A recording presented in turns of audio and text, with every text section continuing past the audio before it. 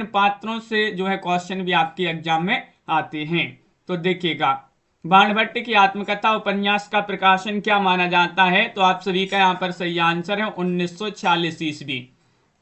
ये वाला विकल्प आप सभी का यहाँ पर सही आंसर है 1940 ईस्वी। जिन्होंने भी यहाँ पर चयन किया है उनका यहाँ पर सही आंसर होगा। अगला क्वेश्चन यहाँ पर देखिएगा, क्वेश्चन नंबर आप सभी का यहाँ पर 2 दिया गया है। बाणभट्ट की आत्मकथा में कितने उच्छ्वास हैं बताइएगा।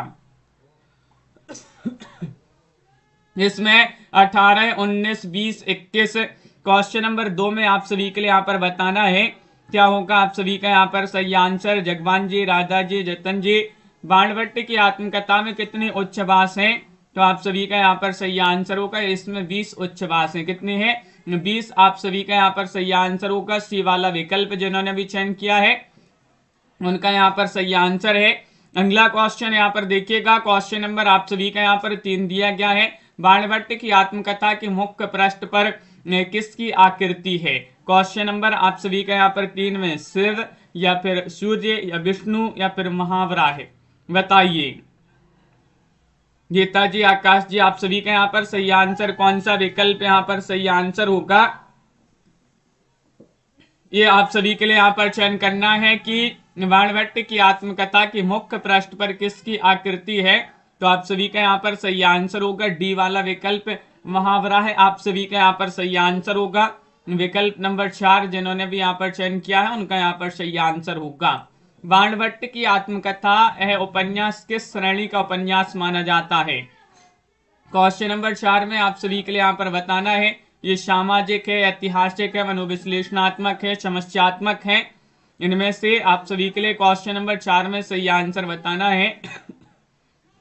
बताइएगा क्या होगा आप सभी का यहाँ पर सही आंसर। बाणभट्ट की आत्मकथा उपन्यास किस श्रेणी का उपन्यास माना जाता है? तो आप सभी का यहाँ पर सही आंसर है ये ऐतिहासिक उपन्यास माना जाता है। बी वाला विकल्प आप सभी का यहाँ पर सही आंसर होगा। ऐतिहासिक जिन्होंने भी यहाँ पर चयन किया है उनका यहाँ पर सही आंसर है। अगला क्वेश्चन यहाँ पर देखिएगा, क्वेश्चन नंबर 5 दिया गया है। बाणभट्ट की आत्मकथा का कौन सा पात्र ऐतिहासिक नहीं है? इनमें से आप सभी के लिए बताने हैं वसुभूति, बाणभट्ट, हर्षवर्धन या फिर तुवर मिलिंद। इनमें से आप सभी के लिए यहाँ पर बताना है बाणभट्ट की आत्मकथा उपन्यास का कौन सा पात्र ऐतिहासिक नहीं है।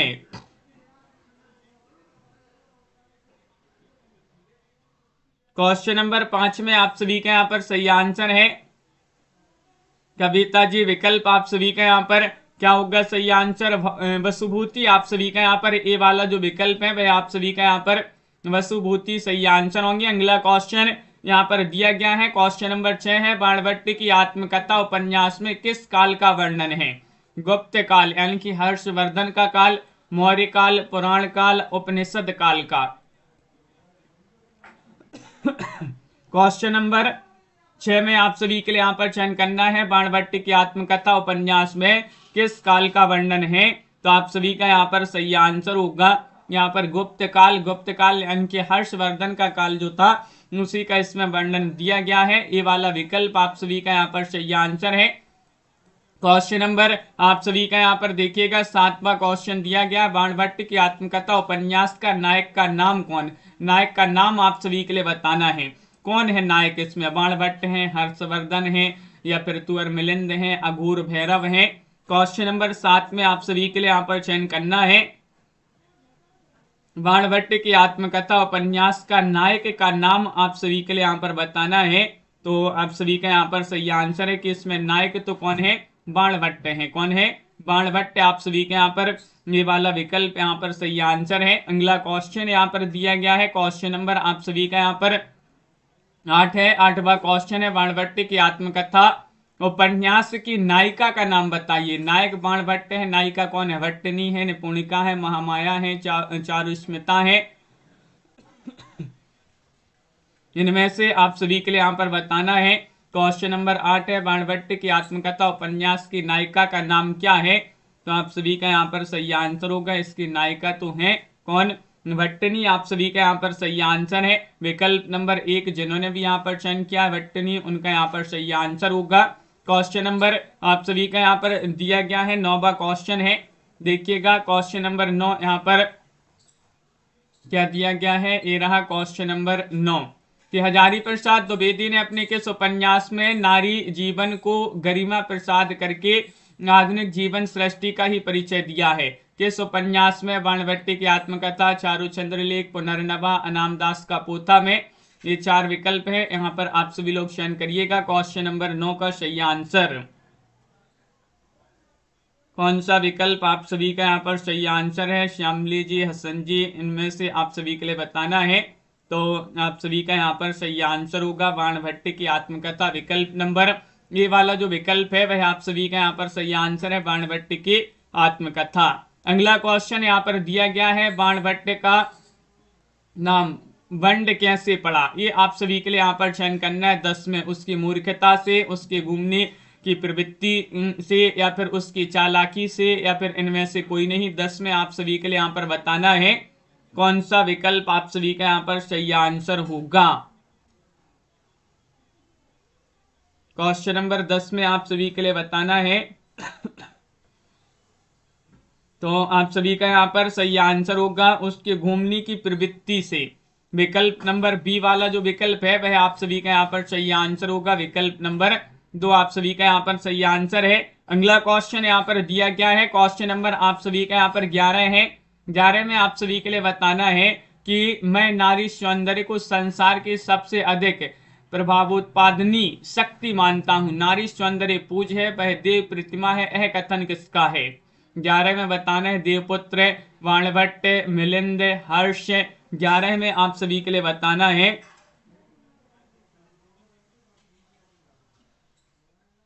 तो मीना जी, पारो जी, आप सभी का यहाँ पर सही आंसर होगा। क्वेश्चन नंबर 11 में एक कथन माना जाता है, किनका, बाणभट्ट का एक कथन माना जाता है। याद रखिएगा, बहुत ही महत्वपूर्ण कथन है, बी वाला विकल्प आप सभी का यहाँ पर सही आंसर है। अगला क्वेश्चन यहाँ पर क्वेश्चन नंबर 12 दिया गया है।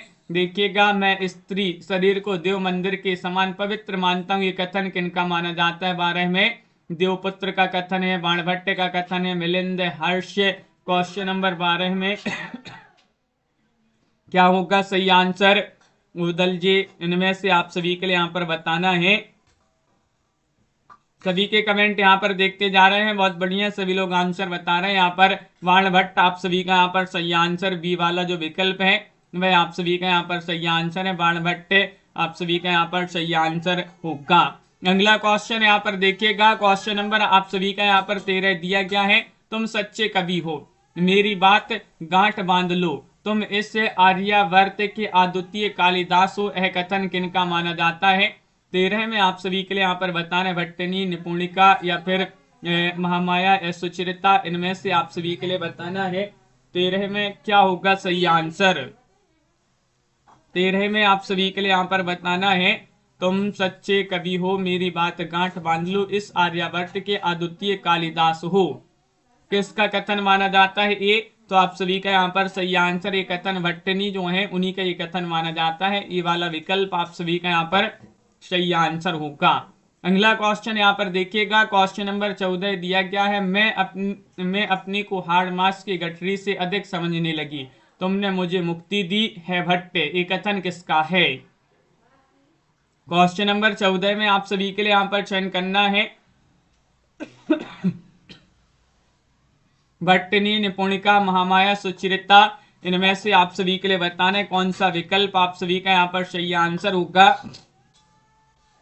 ममता जी, कविता जी, और आप सभी का यहाँ पर सही आंसर होगा। ये कथन माना जाता है निपुणिका, विकल्प नंबर बी वाला विकल्प आप सभी का यहाँ पर सही आंसर है, निपुणिका का ये कथन माना जाता है। अगला क्वेश्चन यहाँ पर क्या दिया गया है, क्वेश्चन नंबर आप सभी का यहाँ पर 15वां क्वेश्चन है। कपिल जी देखिएगा, 15वां क्वेश्चन है, प्रेम एक और अविभाज्य है, उसे केवल ईर्ष्या और असूया ही विभाजित करके छोटा कर देते हैं। यह कथन किसका माना जाता है। 15 में आप सभी के लिए बताना है भट्टनी, निपुणिका, महामाया या फिर सुचरिता। तो आप सभी का यहाँ पर सही आंसर क्या होगा, चयन करिएगा, क्वेश्चन महत्वपूर्ण है। 15वां क्वेश्चन यहाँ पर दिया गया है और 15 में सुरेंद्र जी आप सभी के यहाँ पर सही आंसर है, निपुणिका जो है उन्हीं का ये कथन माना जाता है। बी वाला विकल्प आप सभी का यहाँ पर सही आंसर है। निपुणिका सही आंसर। अगला क्वेश्चन यहाँ पर देखिएगा, क्वेश्चन नंबर 16 देखते हैं क्या दिया गया है। इनमें से आप सभी के लिए बताना कि एक कथन दिया गया है कि भट्ट तुम मेरे गुरु हो, तुमने मुझे स्त्री धर्म सिखाया, यह कथन किसका है। क्वेश्चन नंबर 16 में ये कथन याद रख लीजिएगा, बहुत ही महत्वपूर्ण कथन है ये एग्जाम में आपके पूछे जा सकते हैं। भट्टनी, निपुणिका, महामाया, फिर सुचरिता। 16 में सही आंसर चयन करना है। भट्ट तुम मेरे गुरु हो, तुमने मुझे स्त्री धर्म सिखाया, यह कथन किनका माना जाता है। तो ये कथन माना जाता है निपुणिका जो है उन्हीं का कथन है। बी वाला विकल्प आप सभी का यहाँ पर सही आंसर है। अगला क्वेश्चन यहाँ पर देखिएगा, क्वेश्चन नंबर आप सभी का यहाँ पर 17 दिया गया है। 17 में आप सभी के लिए बताना है बाणभट्ट की आत्मकथा उपन्यास के कथानक का आधार कौन सी सदी है। इनमें से आप सभी के लिए बताना पहली सदी है या फिर 5वीं सदी, 8वीं सदी या फिर 7वीं सदी है।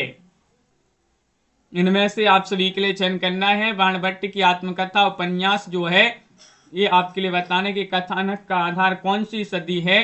तो इनमें से आपका सही आंसर है 7वीं सदी। 7वीं आपका यहाँ पर सी वाला जो विकल्प है वह आप सभी का यहाँ पर सही आंसर होगा। अगला क्वेश्चन यहाँ पर देखिएगा, क्वेश्चन नंबर आप सभी का 18 है। बाणभट्ट की आत्मकथा है, बाणभट्ट किसका दरबारी था। ये आप सभी के लिए बताने हूणों का दरबारी, हर्षवर्धन का, उपर्युक्त दोनों का, इनमें से कोई नहीं। 18 में आप सभी के लिए यहाँ पर चयन करना है कौन सा विकल्प आप सभी का यहाँ पर सही आंसर होगा। बाणभट्ट की आत्मकथा में बाणभट्ट किसका दरबारी था। तो आप सभी का यहाँ पर सही आंसर होगा विकल्प नंबर बी वाला विकल्प आप सभी के यहाँ पर सही आंसर। हर्षवर्धन जो है वह आप सभी के यहाँ पर सही आंसर होगा। हर्षवर्धन आप सभी के यहाँ पर सही आंसर है। बहुत बढ़िया। अगला क्वेश्चन यहाँ पर दिया गया है 19वां क्वेश्चन क्या है देखिएगा, बाणभट्ट की आत्मकथा के पात्र निपुणिका के लिए सही नहीं है। क्या नहीं है ये आप सभी के लिए बताना है। स्पर्श जाति की कन्या या फिर बाणभट्ट की प्रेमिका या फिर कांदविक वैश्य की विधवा या फिर हर्षवर्धन की प्रेमिका। ये आप सभी के लिए यहाँ पर चयन करना है कौन सा सही नहीं है। 19वां क्वेश्चन यहाँ पर दिया गया है और आप सभी का यहाँ पर हर्षवर्धन की प्रेमिका डी वाला विकल्प आपका यहाँ पर सही नहीं है, बाकी जो है सही है। डी वाला विकल्प जो है वह नहीं होगा। अगला क्वेश्चन यहाँ पर देखिएगा, क्वेश्चन नंबर आप सभी का यहाँ पर 20 दिया है। बाणभट्ट स्त्री वेश में किसे बंदित्व से छुड़ाने जाता है बताइएगा। निपुणिका को, भट्टनी को, सुचरिता को या फिर महामाया को। 20 में आप सभी के लिए बताना है बाणभट्ट की आत्मकथा में बाणभट्ट स्त्री वेश में किसे बंदित्व से छुड़ाने जाता है। तो आप सभी का यहाँ पर सही आंसर होगा विकल्प नंबर बी वाला विकल्प सही आंसर है। भट्टनी को छुड़ाने जाता है, विकल्प नंबर 2 आप सभी का यहाँ पर सही आंसर होगा। अगला क्वेश्चन यहाँ पर क्या दिया गया है देखिएगा, क्वेश्चन नंबर आप सभी का यहाँ पर 21 है। हर्षवर्धन के दरबार में किस नाटक का मंचन बाणभट्ट की आत्मकथा में दिखाया गया है। प्रबोध चंद्रोदय, मालविकाग्निमित्रम, रत्नावली या इनमें से कोई नहीं। 21 का सही आंसर चयन करिएगा सभी लोग। हाँ सुरेंद्र जी, अपनी रोज क्लास होती है सुबह 9:10 पर और आप सभी लोगों का यहाँ पर सही आंसर है। हर्षवर्धन के दरबार में किस नाटक का मंचन बाणभट्ट की आत्मकथा में दिखाया गया है।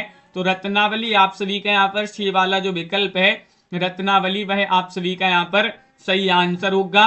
क्वेश्चन नंबर 22 यहाँ पर दिया गया है। 22 में बताने नारी शरीर देव मंदिर की भांति पवित्र है। बाणभट्ट की आत्मकथा उपन्यास में ये किसने कहा है। क्वेश्चन नंबर 22 में सही आंसर बताइए। निपुणिका ने, हर्षवर्धन, बाणभट्ट या भट्टारक ने कहा है। 22वां क्वेश्चन है यहाँ पर दिया है नारी शरीर देव मंदिर की भांति पवित्र है। बाणभट्ट की आत्मकथा में उपन्यास में किसने कहा है। तो आप सभी का यहाँ पर बाणभट्ट सही आंसर है। सी वाला जो विकल्प है वह आप सभी का यहाँ पर सही आंसर है। बाणभट्ट आपका यहाँ पर सही आंसर है। अगला क्वेश्चन यहाँ पर देखिएगा, कविता जी क्लास होने तो उसके बाद बता देंगे। क्वेश्चन नंबर आप सभी का यहाँ पर 23 दिया गया है। रमेश कुंतल मेघ ने बाणभट्ट की आत्मकथा उपन्यास को कितने चरणों में बांटा है? ये आप सभी के लिए यहाँ पर बताना है। बताइएगा 5 चरणों में, 7 चरणों में, 11 चरणों में, 3 चरणों में। 23 में आप सभी का यहाँ पर सही आंसर क्या होगा? रमेश कुंतल मेघ ने बाणभट्ट की आत्मकथा उपन्यास को कितने चरणों में बांटा है?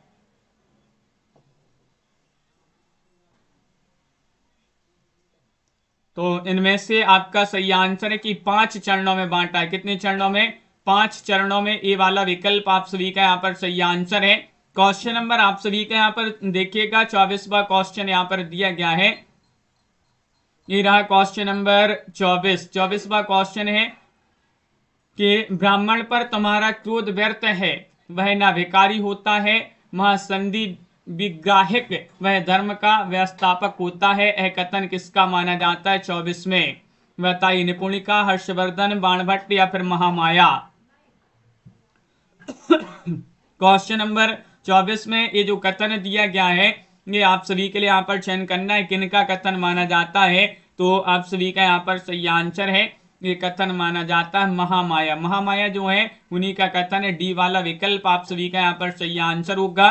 क्वेश्चन नंबर आप सभी का यहाँ पर देखिएगा 25वां क्वेश्चन यहाँ पर दिया गया है। बाणभट्ट की आत्मकथा के लिए सही है, क्या सही है? 25 में आपके लिए बताने चित्रात्मक भाषा का प्रयोग डायरी शैली में लिखा गया है, लंबे लंबे पदबंधों का प्रयोग, उपर्युक्त सभी।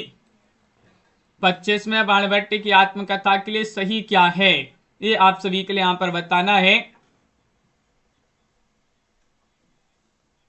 तो आप सभी का यहाँ पर सही आंसर होगा उपर्युक्त सभी सही हैं। क्या? चित्रात्मक भाषा का प्रयोग हुआ है, डायरी शैली में लिखा गया है, लंबे लंबे पदबंधों का इसमें प्रयोग हुआ है बाणभट्ट की आत्मकथा में। क्वेश्चन नंबर आप सभी का यहाँ पर 26 दिया है। स्त्री प्रकृति है किंतु उसकी सफलता पुरुष को बांधने में है, किंतु सार्थकता पुरुष की मुक्ति में है। यह कथन किसका माना जाता है? 26 में बताइएगा। निपुणिका का कथन है, हर्षवर्धन, बाणभट्ट, महामाया? 26 में सही आंसर बताना है। सुभाष जी क्या होगा आप सभी का सही आंसर? ये जो कथन दिया गया है किनका कथन माना जाता है? तो आप सभी का यहाँ पर सही आंसर होगा महामाया। महामाया जो है वह आप सभी का यहाँ पर सही आंसर है। डी वाला विकल्प आप सभी का यहाँ पर सही आंसर है महामाया। अगला क्वेश्चन यहाँ पर 27वां क्वेश्चन दिया गया है। मानव देह केवल दंड भोगने के लिए नहीं बनी है, यह ईश्वर की सर्वोत्तम कृति है, यह नारायण का पवित्र मंदिर है। उपन्यास बाणभट्ट की आत्मकथा में किसका कथन है? निपुणिका, सुचरिता, बाणभट्ट, महामाया? क्वेश्चन नंबर 27 का सही आंसर बताइएगा। हेमा जी क्या होगा सही आंसर? इनमें से आप सभी के लिए एक बहुत ही महत्वपूर्ण कथन यहाँ पर दिया गया है और आप सभी का सही आंसर जो सुचरिता है उन्हीं का ये कथन माना जाता है। बी वाला विकल्प आप सभी का सही आंसर होगा। क्वेश्चन नंबर 28 यहाँ पर है। बाणभट्ट की आत्मकथा किस शैली में लिखा गया उपन्यास है? सबसे पहले तो ये विधा पूछ लिया जाता है, बहुत सारे लोग इसमें कंफ्यूज हो जाते हैं क्योंकि यहाँ पर बाणभट्ट की आत्मकथा लिखा तो बहुत सारे लोग आत्मकथा लगा देते हैं। क्या है? उपन्यास है। किनका? हजारी प्रसाद द्विवेदी का। किस शैली में लिखा गया उपन्यास है? तो आप सभी का यहाँ पर सही आंसर होगा 28 में विकल्प नंबर 1 आपका यहाँ पर सही आंसर है। गोविंद जी आत्मकथात्मक, आत्मकथात्मक विकल्प नंबर ए वाला जो है वह सही आंसर होगा। बाणभट्ट की आत्मकथा में लोक कथा के तत्व विश्वसनीय बनकर रचनात्मक हो गए हैं। यह कथन किनका माना जाता है? 29 में चयन करना है। नामबार चयन, नंदुलारे वाजपेयी, डॉक्टर नगेंद्र, नेमीचंद्र जैन। ये 4 विकल्प यहाँ पर दिए गए हैं, बताइएगा। बाणभट्ट की आत्मकथा में लोक कथा के तत्व विश्वसनीय बनकर रचनात्मक हो गए हैं। ये कथन किनका माना जाता है? तो आप सभी का यहाँ पर सही आंसर है। ये कथन माना जाता है डॉक्टर नगेंद्र जी जो है उन्हीं का ये कथन है। सी वाला विकल्प जो है वह आप सभी का यहाँ पर सही आंसर होगा। क्वेश्चन नंबर आप सभी का यहाँ पर 30 दिया गया है। अभिनय करके जिसे पाना था, अभिनय करके ही उसे खो दिया, किसका कथन माना जाता है? क्वेश्चन नंबर 30 में बताना है। हजारी प्रसाद द्विवेदी, सुचरिता, बाणभट्ट, महामाया? बताइए। अभिनय करके जिसे पाना था, अभिनय करके ही उसे खो दिया। 30 में आप सभी का यहाँ पर सही आंसर होगा यहाँ पर विकल्प नंबर सी वाला जो विकल्प है वह आपका सही आंसर है। बाणभट्ट जो है उन्हीं का ये कथन माना जाता है। आपका विकल्प नंबर 3 जो है वह आपका सही आंसर होगा। क्वेश्चन नंबर 31 है। 31 में बुद्धिमान की नीति मौन होती है, यह कथन किनका माना जाता है? बहुत ही महत्वपूर्ण कथन है। अघोर भैरव, महामाया, सुगतभद्र, बाणभट्ट। 31 में आपके लिए बताना है धर्मेंद्र जी, बुद्धिमान की नीति मौन होती है, ये कथन किनका माना जाता है? ये आप सभी के लिए यहाँ पर चयन करना है। क्वेश्चन नंबर 31 में आप सभी का यहाँ पर सही आंसर होगा, ये कथन माना जाता है बाणभट्ट। बाणभट्ट जो है उन्हीं का ये कथन माना जाता है। डी वाला विकल्प आप सभी का यहाँ पर सही आंसर है। क्वेश्चन नंबर आप सभी का यहाँ पर 32 दिया गया है। देखिएगा, ये है क्वेश्चन नंबर 32। संसार दुख है, किसका कथन है? लाइक भी करते जाइएगा क्लास को, जिन्होंने अभी तक वीडियो को इस क्लास को लाइक नहीं किया है। रोज आप सभी के लिए इसी तरह के क्वेश्चन करवाए जाते हैं। संसार दुख है, ये कथन किसका है? सुगतभद्र, महामाया, बाणभट्ट, व्रति वज्र। इनमें से आप सभी के लिए बताना है ये कथन किसका है। 32वां क्वेश्चन यहाँ पर दिया गया है और व्रति वज्र आप सभी का यहाँ पर सही आंसर होंगे। डी वाला विकल्प जो है व्रति वज्र वह आप सभी का यहाँ पर सही आंसर है। अगला क्वेश्चन यहाँ पर देखिएगा, क्वेश्चन नंबर आप सभी का यहाँ पर 33 दिया गया है। ये रहा क्वेश्चन नंबर 33 की यौवन अंध और दुर्दलित है, उसमें अपूर्ण उन्नायक गुण भी है, ये कथन किनका है? महामाया, अघोर भैरव, बाणभट्ट, सुचरिता। बताइए। 33 में आप सभी के लिए यहाँ पर चयन करना है। यौवन अंध और दुर्दलित है, उसमें अपूर्ण उन्नायक गुण भी है, ये कथन किनका माना जाता है? तो आप सभी का सही आंसर है सुचरिता जो है उन्हीं का ये कथन माना जाता है। डी वाला विकल्प आप सभी का यहाँ पर सही आंसर है सुचरिता। अगला क्वेश्चन यहाँ पर दिया गया है, क्वेश्चन नंबर 34 है। बंद ही सौंदर्य है, आत्मदमन की सुरुचि है, बाधाएं ही माधुर्य है, यह कथन किससे है? ये कथन बाणभट्ट का सुचरिता से, बाणभट्ट का निपुणिका से, बाणभट्ट का वटनी से, बाणभट्ट का चारुस्मिता से।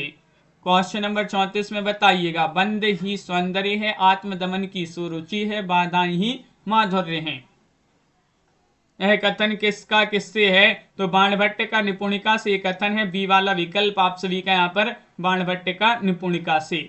क्वेश्चन नंबर 35 यहाँ पर देखते हैं। 35वां क्वेश्चन यहाँ पर दिया गया है कि काल, नियति, राग, विधा और कला माया के कंचुक हैं, ये किसका कथन है?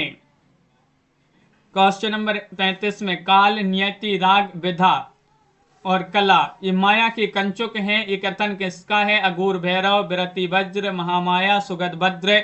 इनमें से आप सभी के लिए यहाँ पर बताना है कौन सा विकल्प आप सभी का यहाँ पर सही आंसर है। इसी प्रकार पूरी इकाई 11 से इकाई 19 तक के 20 तक के जो है वस्तुनिष्ठ प्रश्नों की पीडीएफ तैयार कर रहे हैं, फिर आपके लिए बता देंगे 4-5 दिन में जो है पीडीएफ तैयार हो जाएगी। आप संपर्क कर लीजिएगा, मात्र 150 रुपए में पीडीएफ आपके लिए मिलेगी। ये जो है कथन है ये माना जाता है महामाया। सी वाला विकल्प आप सभी का यहाँ पर सही आंसर, महामाया सही आंसर है। अगला क्वेश्चन यहाँ पर देखते हैं क्या दिया गया है। क्वेश्चन नंबर आप सभी का यहाँ पर 36वां क्वेश्चन है। 36 में आप सभी के लिए बताना है कि आनंद से ही विधाता ने सृष्टि उत्पन्न की है, आनंद से ही उसका उद्गम है, आनंद ही उसका लक्ष्य है, यह कथन किसका है? बताइए। महामाया, निपुणिका या फिर अघोर भैरव या सुचरिता। क्वेश्चन नंबर 36 यहाँ पर दिया गया है और 36 में आप सभी का यहाँ पर सही आंसर होगा निर्मला जी। विकल्प नंबर डी वाला विकल्प आपका सही आंसर है। सुचरिता जो है उन्हीं का ये कथन माना जाता है। डी वाला विकल्प आपका यहाँ पर सही आंसर होगा। क्वेश्चन नंबर आप सभी का यहाँ पर 37 दिया गया है। बाणभट्ट का जन्म किस वंश में हुआ था? क्वेश्चन महत्वपूर्ण है। भार्गव वंश, गौतम या फिर वात्सायन या फिर कौशिक। बताइएगा बाणभट्ट का जन्म किस वंश में हुआ था?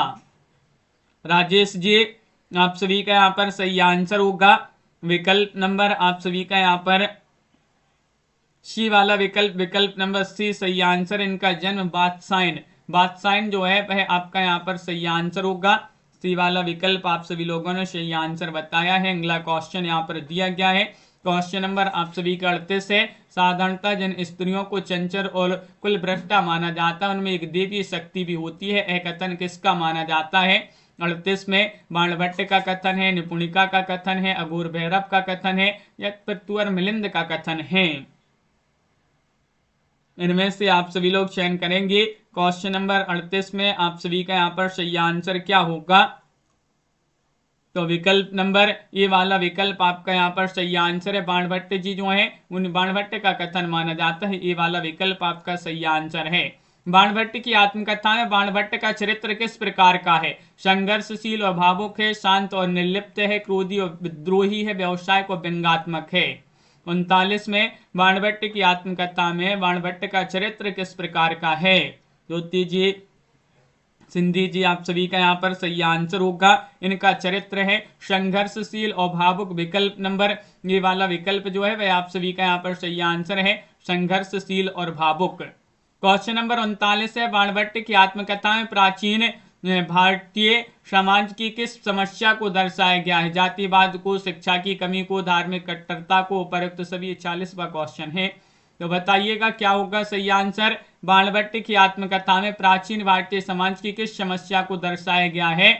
4 विकल्प यहाँ पर दिए गए हैं और आप सभी का यहाँ पर सही आंसर, इसमें सभी समस्याएं दर्शाई गई हैं जिसमें जातिवाद, शिक्षा की कमी, धार्मिक कट्टरता।